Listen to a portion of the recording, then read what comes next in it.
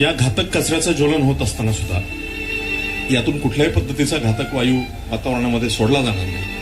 उलट फक्त पाण्याची वाफ त्या ठिकाणी निर्माण होईल आणि बाकीचा सगळा घनकचरा हा जाळून त्या उष्णतेच्या माध्यमातून वीज निर्मितीचं काम कंपनी करेल.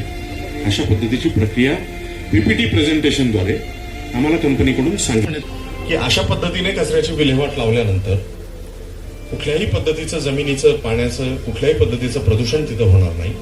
उलट आम्ही मोठ्या प्रमाणावरती त्या ठिकाणी झाडांची लागवड करून वेगळ्या वेगळ्या पद्धतीची देशी झाडं आम्ही त्या ठिकाणी त्यांची जोपासना करू, चांगल्या पद्धतीने वनराई उभी करू, अशी अनेक आश्वासनं कंपनीने त्या ठिकाणी आम्हाला दिली होती.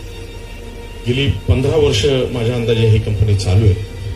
आज इथं जाऊन जर परिस्थिती पाहिली तर अतिशय भयानक परिस्थिती तुम्हाला आम्हाला सगळ्यांना लक्षात येते आहे. त्यातून लागून असलेलं गाव दूषित झालेलं प्रदूषित झालेलं नाही.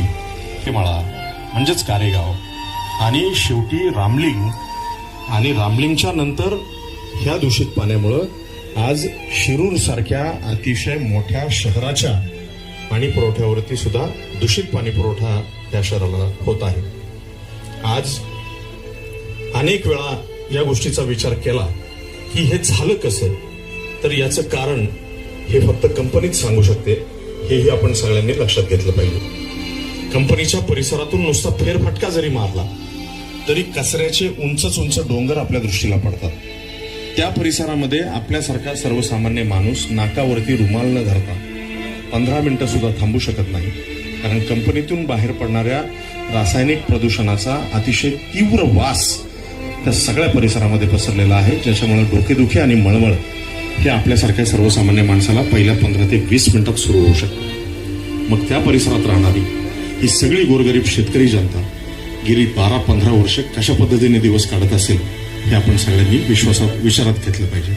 सगळी आंदोलनं ही वेगळ्या वेगळ्या मार्गाने त्या ठिकाणी एकतर चिरडली गेली किंवा काही इतर मार्गांचा अवलंब करून ती आंदोलनं थांबवण्यात आली. उपोषणाला कोणी बसलं तर काही मिनिटांच्या आतमध्ये त्या ठिकाणी प्रशासन हजर होतं आणि उपोषणाच्या परवानग्या न दिल्यामुळं तुमचं हे उपोषण बेकायदा आहे अशा पद्धतीने लोकांना सांगून त्यांना त्या उपोषणाच्या जागेवरून उठवण्यात येतं. स्वतःच्या जागेत बसायची आणि उपोषण करायची परवानगी सुद्धा आंदोलनकर्त्यांना दिली जात नाही. आणि मग कुठल्याही समाजातल्या इतर घटकाचा पाठिंबा न मिळाल्यामुळं एकट्या दुकट्याने केलेली ही आंदोलनं आजपर्यंत कंपनीने चुटकीसरशी चिरडून टाकल्याचं आम्हाला आपण सगळेजण बघतो.